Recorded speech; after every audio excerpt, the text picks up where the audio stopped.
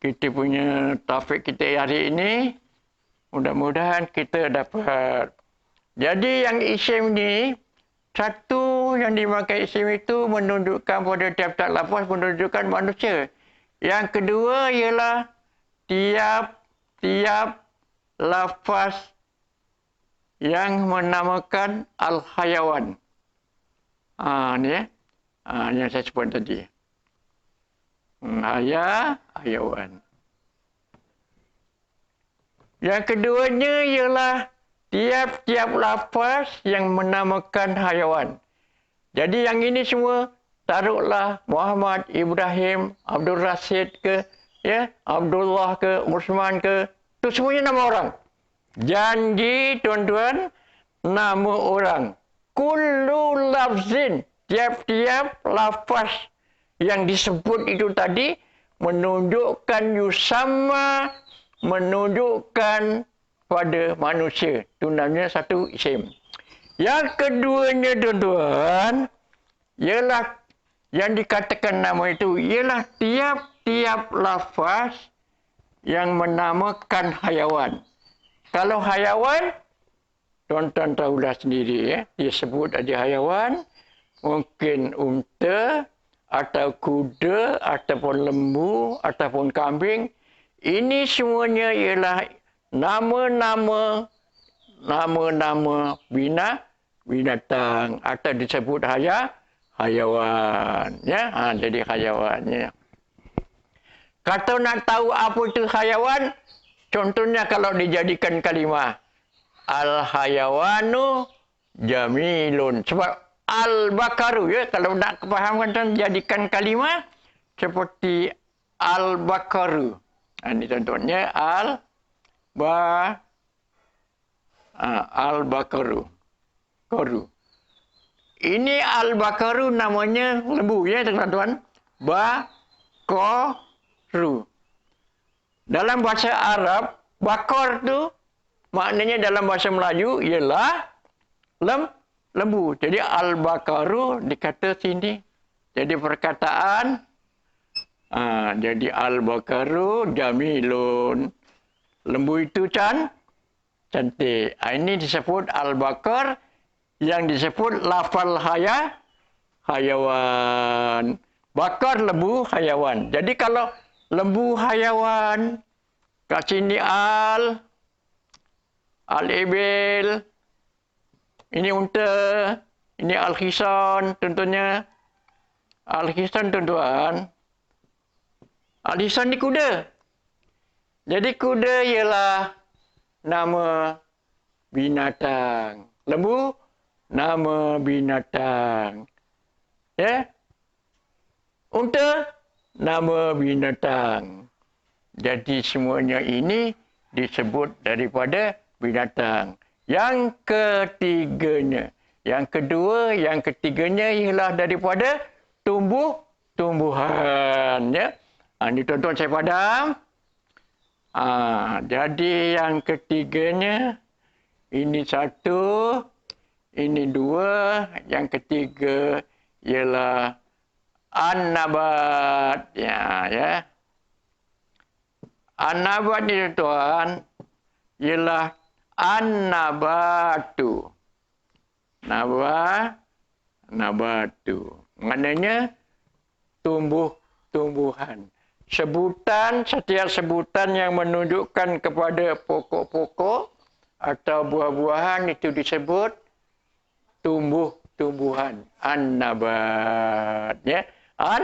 An-nabat. Tumbuhan. Pokok duku ke, pokok rambutan ke. Semuanya tumbuhan daripada bumi. Ya. Yang ketiga. Setiap lafaz dikata ya. Setiap lafaz yang menunjukkan kepada tumbuhan. Ini isim juga. Tapi nama daripada tumbuhan. Yang tadi, yang kedua ni, nama daripada terdiri pada binatang-binatang. Bagaimana yang saya sebutkan tadi ya.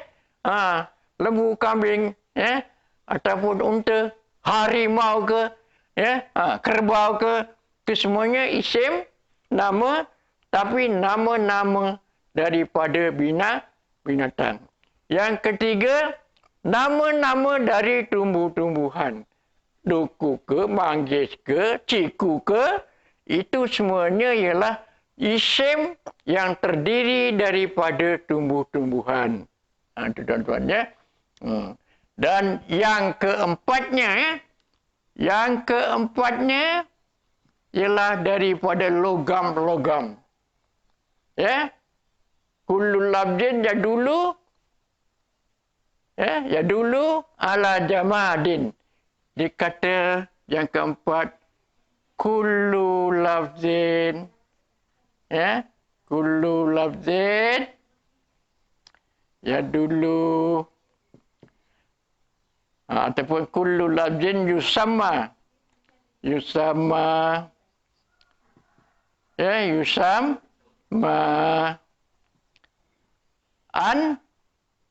Al-jamad. Ya. Jamad. Jamad ini ialah benda-benda yang keras yang terdiri daripada benda-benda galian. Seperti apa? Seperti emas, seperti perak, ataupun yang lain-lain. Tembaga ke, timah ke, ataupun benda-benda yang keras-keras. Itu disebut benda-benda yang keras. Al-jamad ni tuan-tuan, jamad maknanya keras. Ya. Nabat maknanya tumbuh-tumbuhan. Ya. Insan maknanya nama-nama. Itulah tuan-tuan ya. Yang satu manusia dinamakan manusia. Yang kedua daripada hayawan tadi yang saya dah padam.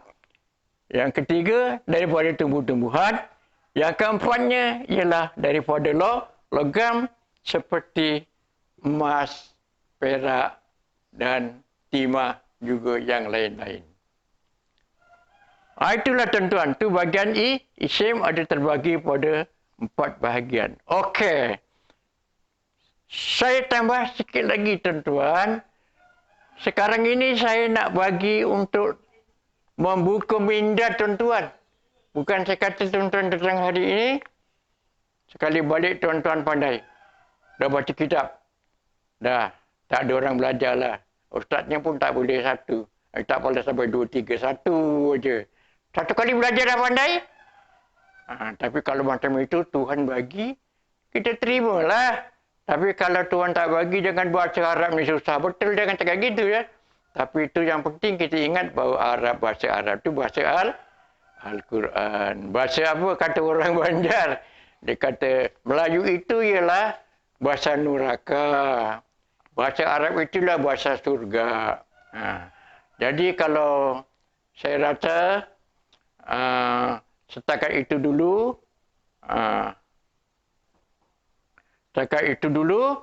InsyaAllah saya doakan semoga minat itu akan bersambungan. Dan insyaAllah masa depan atau hari yang lain kita dapat kelas yang seperti ini di masa yang sama, di tempat yang sama.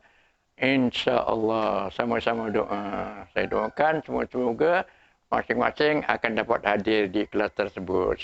Setakat itu dulu. Wabillahi taufiq wal hidayah. Assalamualaikum warahmatullahi wabarakatuh. Amin.